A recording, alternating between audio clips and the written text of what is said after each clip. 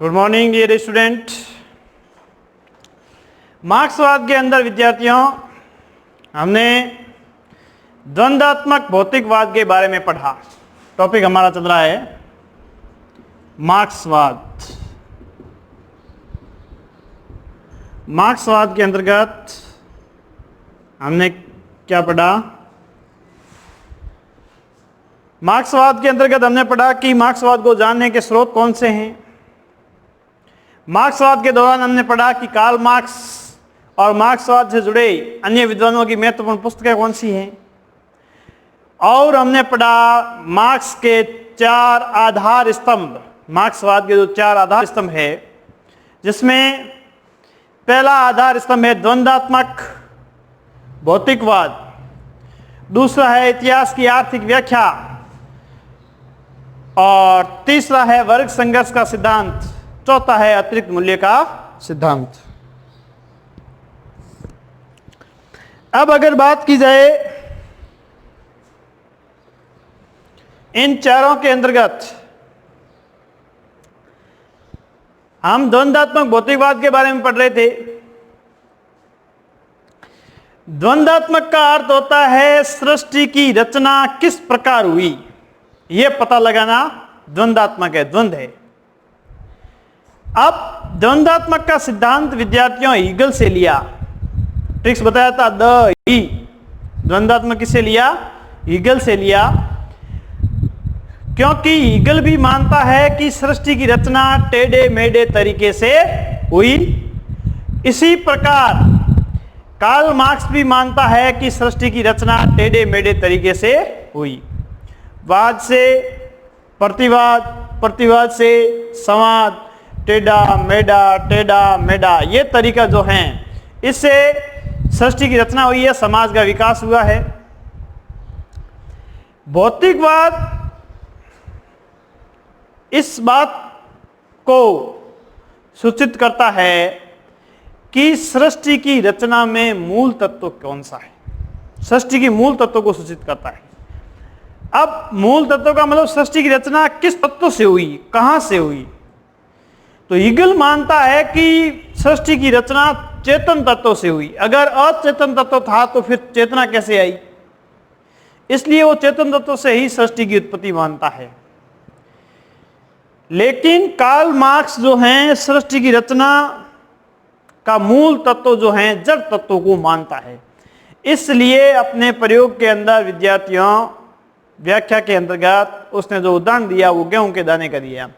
गेहूं का दाना एक जड़ तत्व है, उसमें चेतना नहीं है।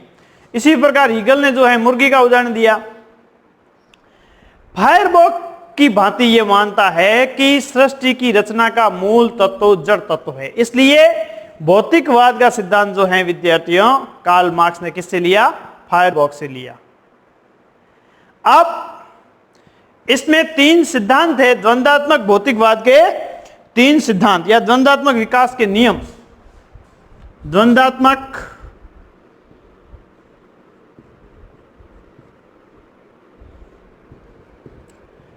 विकास के नियम,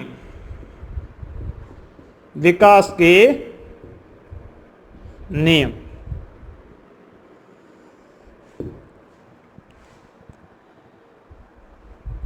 पहला नियम है विपरीत में एकता,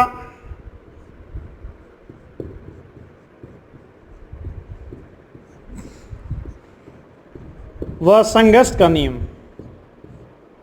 विपरीत में एकता व संघर्ष का नियम। द्वंद्वात्मक मतलब सृष्टि का विकास किस प्रकार से हुआ है। अब इसमें पहला जो सिद्धांत है विद्यार्थियों द्वंद्वात्मकता के अंतर्गत विकास के नियमों में पहला नियम जो है विपरीत में एकता व संघर्ष का नियम। जैसे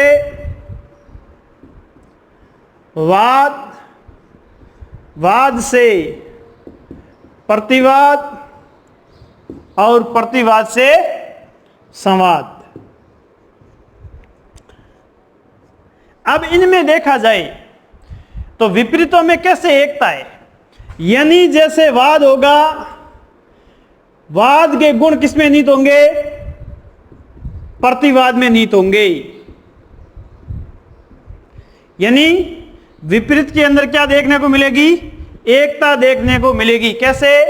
यहां आपने गेहूं का दाना बोया है तो यहां पर अनार का पौधा उत्पन्न नहीं होगा, एकता होगी। यानी यहां गेहूं का दाना बोने पर प्रतिवाद के स्वरूप गेहूं का पौधा उत्पन्न होगा।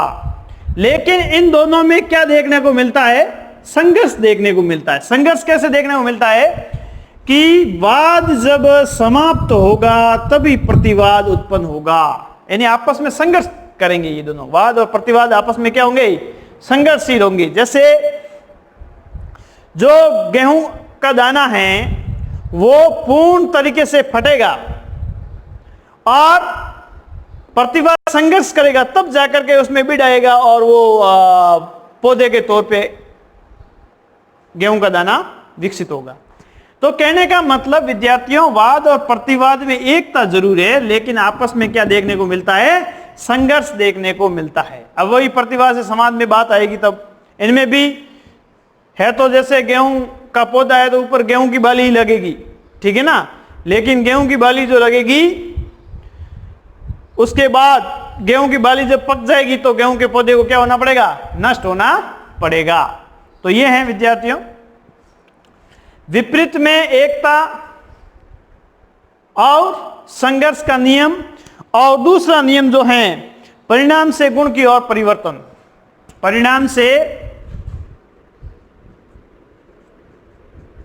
परिणाम से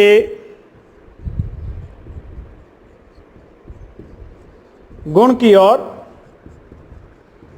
परिवर्तन। परिणाम से गुण की ओर परिवर्तन। मात्रा में परिवर्तन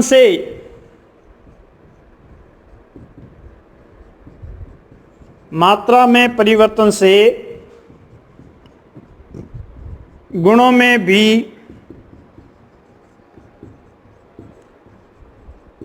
परिवर्तन होता है। जैसे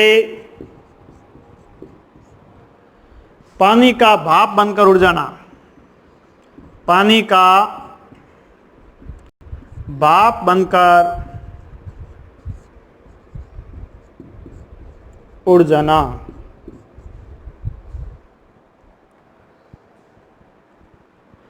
अब जैसे मात्रा में परिवर्तन किया तो गुणों में भी परिवर्तन आएगा। जैसे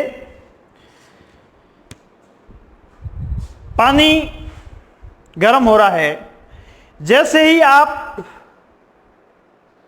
तापमान को बढ़ाएंगे वैसे ही पानी क्या होगा?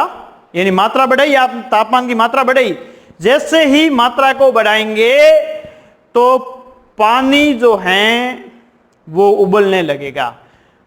जैसे ही तापमान 100 डिग्री सेल्सियस हुआ तापमान पानी का, पानी उबलेगा। और जब पानी में उबाल आएगा तो उससे पानी में क्या बननी शुरू हो जाएगी? पानी भाप में बदल जाएगा। पानी से भाप बनेगा, भाप बनेगी और उस बर्तन में पानी क्या हो जाएगा? नष्ट हो जाएगा और सारा पानी भाप बन करके उड़ जाएगा।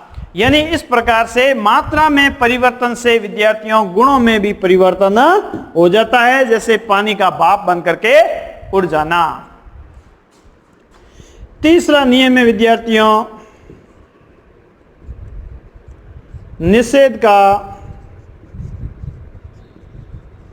निषेध नियम। ये द्वंद्वात्मक के अंतर्गत ये विद्यार्थियों तीसरा नियम है हमारा निषेध का। निषेध नियम, इस प्रक्रिया में विरोधी तत्व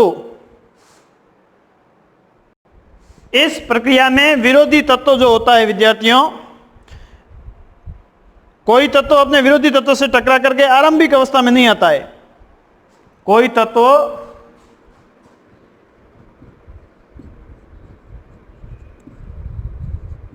विरोधी तत्व से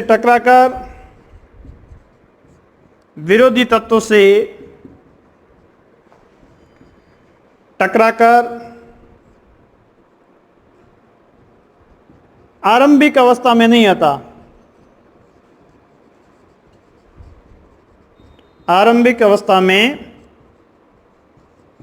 नहीं आता, बल्कि उच्च अवस्था में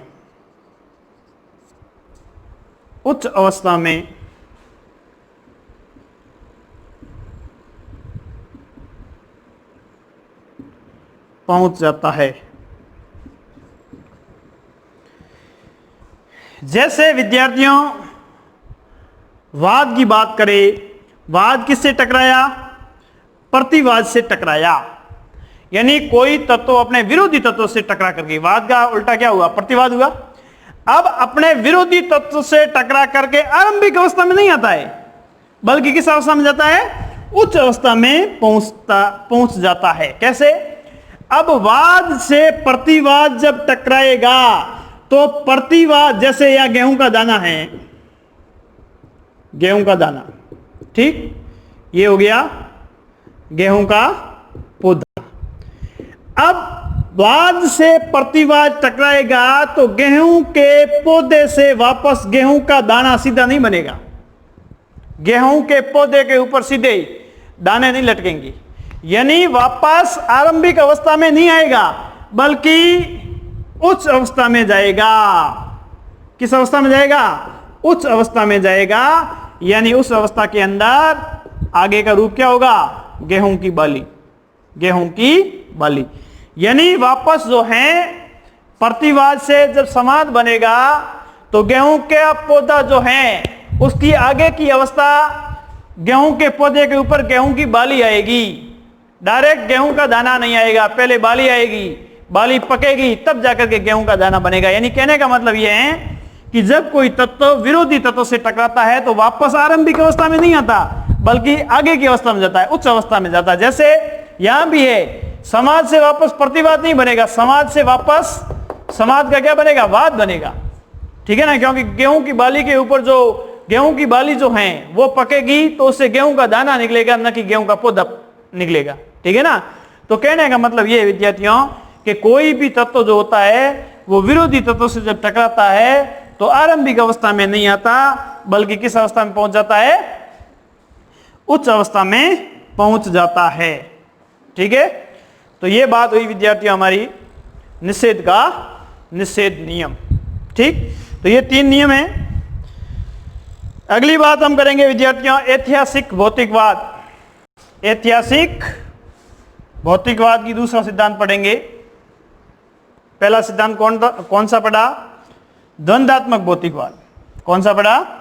द्वंद्वात्मक भौतिकवाद, जिसको प्रयोग के द्वारा हमने समझा वाद, प्रतिवाद और संवाद, ये 3 तत्व जो हैं इनसे ही द्वंद्वात्मक भौतिकवाद की व्याख्या जो है विद्यार्थियों कार्ल मार्क्स ने की। अब जो ऐतिहासिक भौतिकवाद है,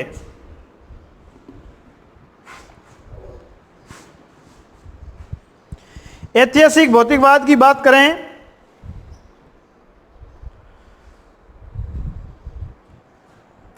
ऐतिहासिक भौतिकवाद नंबर 2, ऐतिहासिक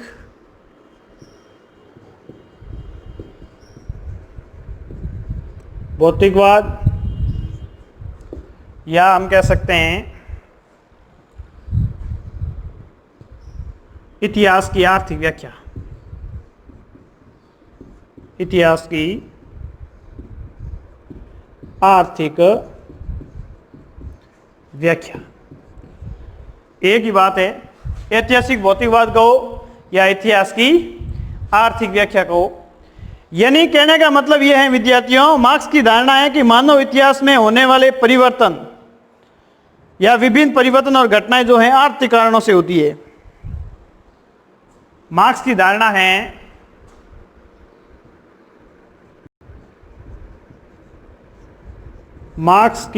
है कि इतिहास में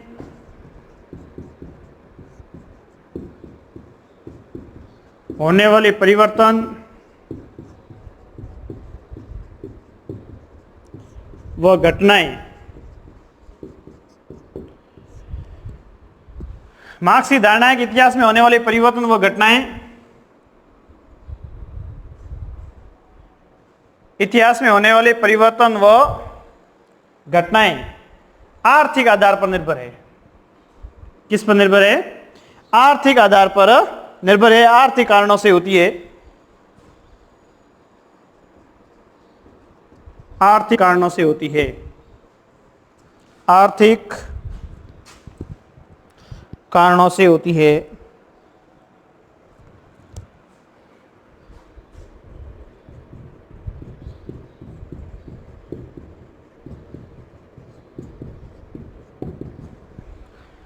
इतिहास की आर्थिक वैज्ञानिक मार्क्स की धारणा है कि इतिहास में होने वाले परिवर्तन व घटनाएं आर्थिक कारणों से होती है।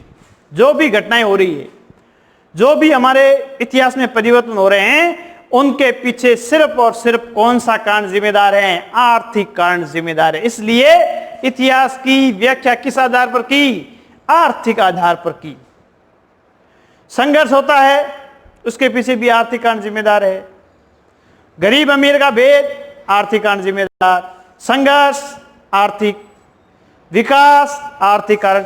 यानी हर जो घटनाएं होती है, उस घटना के पीछे कौन सा कारण जिम्मेदार है? आर्थिक कारण जिम्मेदार हैं। ठीक है ना? मार्क्स ने इतिहास के विकास पर,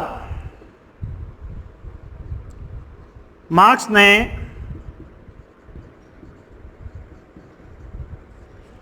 इतिहास की आर्थिक व्याख्या के लिए इतिहास पर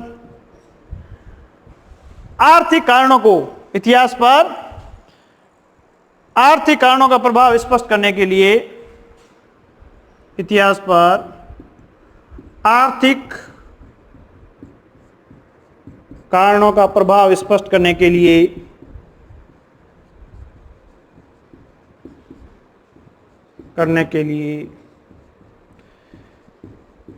इतिहास की 6 अवस्थाएं बताई। इतिहास की 6 अवस्थाएं बताई।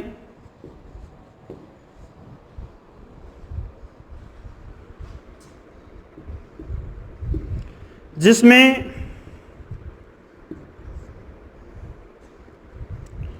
तीन अवस्थाएं गुजर गई,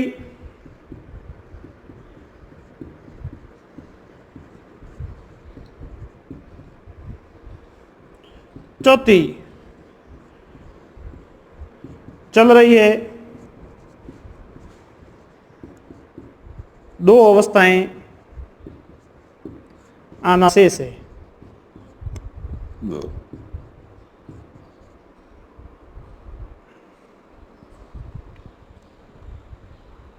दो अवस्थाएं आना शेष है। यानी मार्क्स ने इतिहास पर आर्थिक कारणों का प्रभाव स्पष्ट करने के लिए इतिहास को कितनी अवस्थाओं में बांटा? 6 अवस्थाओं में बांटा। किसने याद है एक बार 2 नंबर का? मार्क्स ने इतिहास की कितनी अवस्थाएं बताई? 6 अवस्थाएं बताई।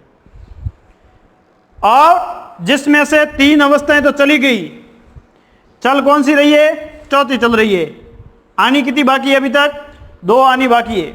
ठीक है ना? 2 अवस्थाओं का आना, 2 अवस्थाओं का आना शेष है। यानी ये पूरा इतिहास जो है विद्यार्थियों, ये ऐसे है। ठीक है?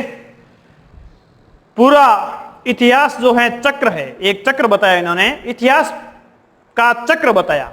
ये चक्र चलता रहता है, जिसमें सबसे पहली अवस्था उन्होंने बताई विद्यार्थियों, आदिम साम्यवाद। आदिम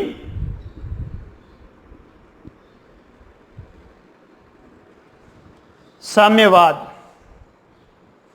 तो ये पहली अवस्था यहां शुरू होती है। आदिम साम्यवाद।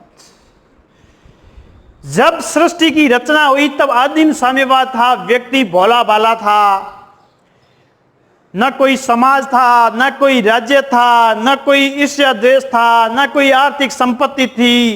एक बर्बर पशु की भांति जीवन जी रहा था, न कोई अपना था, न कोई पराया था। ऐसी अवस्था थी आदिम साम्यवाद। एक सुपर अवस्था थी जिसमें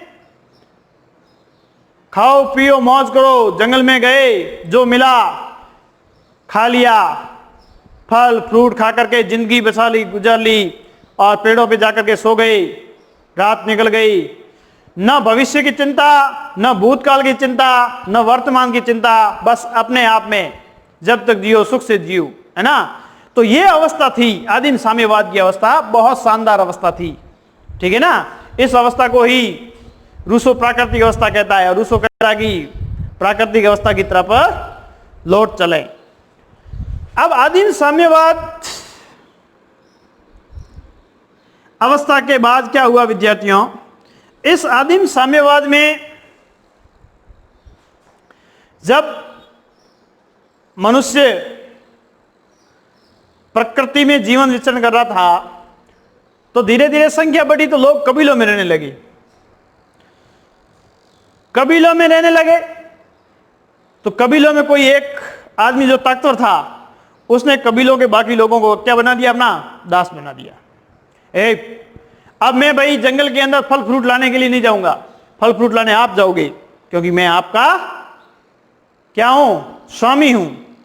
वो ताकतवर था, जो ताकतवर था वो क्या बन गया, स्वामी बन गया। यानी दूसरी अवस्था आ जाती है,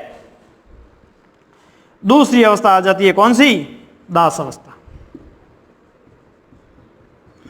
तो यहां जो है, यहां कोई वर्ग नहीं है। आदिम साम्यवाद में न कोई वर्ग है और न कोई राज्य है, एक पशु की भांति जीवन जी रहे हैं। अब यह दूसरी अवस्था आती है।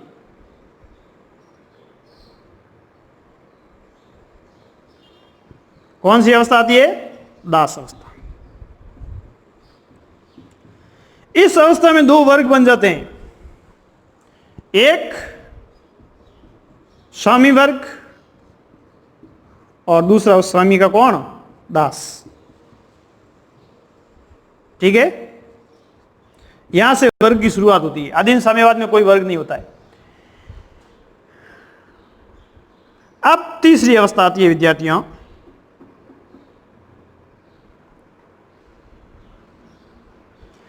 इस अवस्था के अंदर क्या होता है कि ये तो दास अवस्था है, इसमें जो स्वामी वर्ग है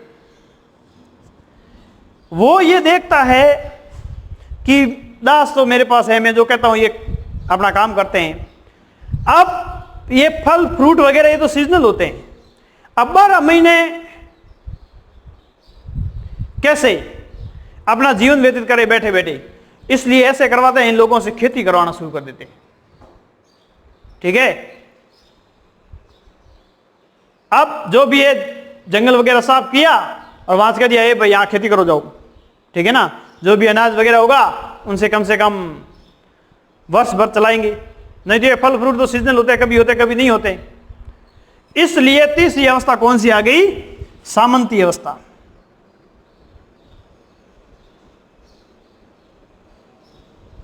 सामंती अवस्था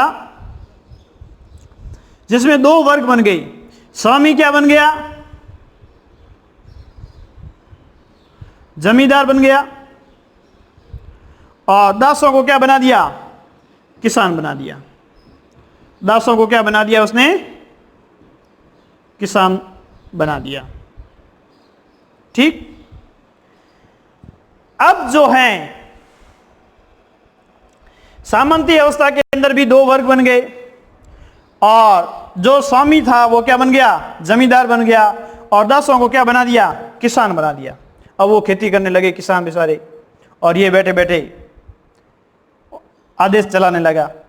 जब ये किसान खेती करने लगे, बहुत सारे जमीन जोतने लगे, ठीक है ना, और अनाज ला करके किसको देने लगे, जमींदार को लेने लगे। अपना भरण पोषण का रख करके बाकी वाला किसको ला करके देने लगे, जमींदार, क्योंकि ये जमींदार ही इनका स्वामी था। ऐसी स्थिति के अंदर ये जमींदार जो है विद्यार्थियों पैसों वाला बन जाता है, पैसे आ जाते हैं पास में, मतलब संपत्ति आ जाती है। पैसे का मतलब यहाँ संपत्ति, कोई अच्छा ना कोई अनाज से तो पैसे उत्पन्न होंगे नहीं, यानी संपत्ति वाला हो जाता है।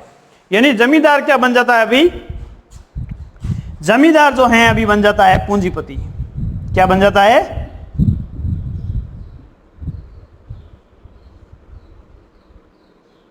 पूंजीवादी अवस्था, पूंजीवादी अवस्था। अब ये जो जमींदार है वो क्या बन जाता है, पूंजीपति बन जाता है। और ये बाकी जो दास हैं, किसान हैं, ये इसमें दो वर्ग बन जाते हैं। एक वर्ग बन जाता है पूंजीपति वर्ग और दूसरा बन जाता है सरवारा वर्ग। ठीक, पूंजीपति वर्ग और सरवारा वर्ग। फिर पांचवी अवस्था आती है। अब देखिए, आदिम साम्यवाद गुजर गया, यहां कोई अवस्था थी नहीं, वर्ग थे नहीं। दास अवस्था गुजर गई और सामंती अवस्था गुजर गई। अब चौथी चल रही है, नहीं अभी वर्तमान के अंदर क्या चल रहा है? पूंजीवाद का वर्चस्व है और यह पूंजीवादी अवस्था चल रही है जिसमें दो वर्ग है, एक पूंजीपति वर्ग है और एक सरवारा वर्ग है। अब इसके अंतर्गत ऐसा होगा कि पूंजीपति वर्ग दिनों दिन इस सरवारा वर्ग का क्या कर रहा है? शोषण कर रहा है। इस शोषण से त्रस्त होकर के, इस शोषण से त्रस्त होकर के, परेशान होकर के, क्योंकि यह शोषण की मात्रा दिनों दिन बढ़ाता जा रहा है। जब शोषण की मात्रा बढ़ेगी, ऐसी स्थिति के अंदर सर्वहारा वर्ग के अंदर असंतोष पैदा होगा और असंतोष पैदा होगा तो वे लोग क्या करेंगे? क्रांति कर देंगे और क्रांति में ये लोग ज्यादा होने के कारण पूंजीपतियों का खात्मा कर देंगे, पूंजीपतियों पर अपना वर्चस्व स्थापित करेंगे। सर्वहारा वर्ग क्या बन जाएगा? शासक वर्ग में शामिल हो जाएगा। सर्वहारा वर्ग, सत्ता किसके पास में आ जाएगी? सर्वहारा वर्ग के पास में आ जाएगी। तो यहां हो जाएगा सर्वहारा वर्ग का अधिनायकवाद।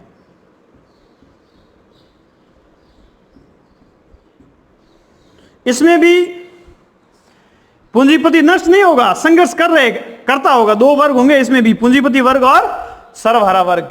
ये दो अवस्था इसमें भी रहेगी, क्योंकि सर्वहारा वर्ग विजेता हो गया है, अपना तानाशाही शासन स्थापित कर दिया, लेकिन पूंजीपति समाप्त नहीं हुए। वो इनसे क्या करेंगे? संघर्ष करेंगे। और ऐसे करेंगे जब सर्वहारा वर्ग का अधिनायक स्थापित हो जाएगा तो फिर वापस कौन सी अवस्था आ जाएगी? साम्यवादी अवस्था आ जाएगी। साम्यवादी अवस्था आ जाएगी और इस साम्यवादी अवस्था के अंदर राज्य क्या हो जाएगा? समाप्त हो जाएगा। वर्ग क्या हो जाएगा? समाप्त हो जाएगा और पूंजीपति भी समाप्त हो जाएंगे और सिर्फ सर्वहारा वर्ग के लोग रहेंगे। कोई वर्ग होगा ही नहीं, सब एक जैसे होंगे। ठीक है ना? तो ये इनकी जैसे जहां से शुरुआत की वहीं आकर के साम्यवादी अवस्था से शुरुआत की और साम्यवादी अवस्था पे ही आकर के इतिहास टिक जाएगा। ठीक है ना? अब इसमें फर्क क्या है? यहां आदिम साम्यवाद था और यहाँ साम्यवादी, यहाँ व्यक्ति भोला भाला था, जंगलों में रहता था, पशुओं की भांति जिंदगी जीवन जीता था। यहाँ व्यक्ति समझदार है।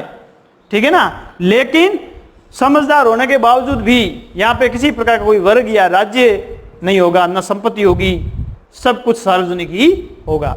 तो ये जो साम्यवादी अवस्था से ये इतिहास का चक्र शुरू हुआ और वापस जाकर के कहाँ बंद हो गया? साम्यवादी अवस्था पर जाकर के बंद हो गया। तो कार्ल मार्क्स कहता है कि ये तीन अवस्था, आदिम साम्यवाद, दास अवस्था और सामंती अवस्था तो गुजर गई। सामंती अवस्था तो गुजर गई और चौथी अवस्था जो है वो अभी चल रही है, पूंजीपति अवस्था, जिसमें दो वर्ग है, पूंजीपति वर्ग और सर्वहारा वर्ग। लेकिन घड़ी चल रही है, घड़ी चलते चलते घड़ी का सुइया यहां तक तो आ गया है। अब अगर सर्वहारा वर्ग के लोग एकता रखेंगे, ठीक है, संघर्ष करेंगे और एकता रखेंगे और संघर्ष करेंगे और पूंजीपतियों के खिलाफ विद्रोह कर देंगे, तो आने वाला समय आपका होगा और ये घड़ी यहां पहुंच जाएगी और सर्वहारा वर्ग क्या स्थापित हो जाएगा? अधिनायकवाद स्थापित। लेकिन यहां पर जो है, यहां सर्वहारा वर्ग रूपी सेल है, वो सेल डालेंगे तो ये घड़ी आगे बढ़ेगी। अगर यहां पर सर्वहारा वर्ग के लोग कमजोर पड़ गए, सेल नहीं डाले, तो आगे अवस्था घड़ी आगे बढ़ेगी नहीं। फिर यहां से घड़ी आगे बढ़ेगी या सर्वहारा वर्ग का अधिनायक स्थापित होगा। जैसे ही सर्वहारा वर्ग का अधिनायकवाद स्थापित होगा, फिर यहां संघर्ष के अंदर ये पूंजीपति वर्ग समाप्त हो जाएगा और साम्यवादी अवस्था स्थापित हो जाएगी। यदि साम्यवाद से ये इतिहास शुरू हुआ और वापस कहां आकर के टिकेगा, साम्यवादी अवस्था आकर के ही उस पे ही टिकेगा। तो इस प्रकार से विद्यार्थियों, ये जो कार्ल मार्क्स ने जो इतिहास की व्याख्या की है वो एक आर्थिक आधार पर की है, क्योंकि इन सभी के पीछे कौन सा तत्व जिम्मेदार है? आर्थिक तत्व जिम्मेदार है।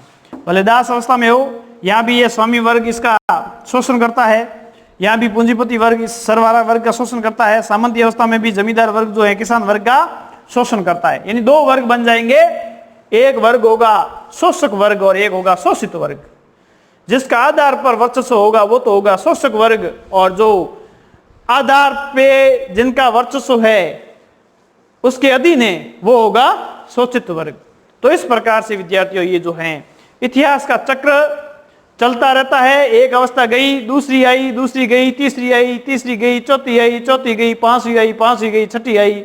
ऐसे एक अवस्था के बाद दूसरी अवस्था आती रहती है, जाती रहती है, और ये चक्र चलता रहता है।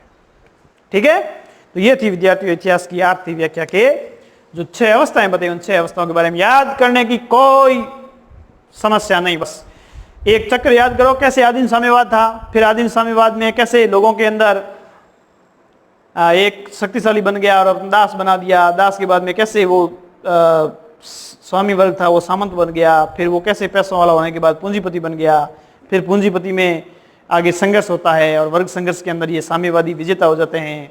ठीक है ना, और सर्वहारा वर्ग का क्या अधिनायकवाद, और इसी अधिनायकवाद की अवस्था के अंदर आगे आज जाकर के क्या स्थापित हो जाएगा?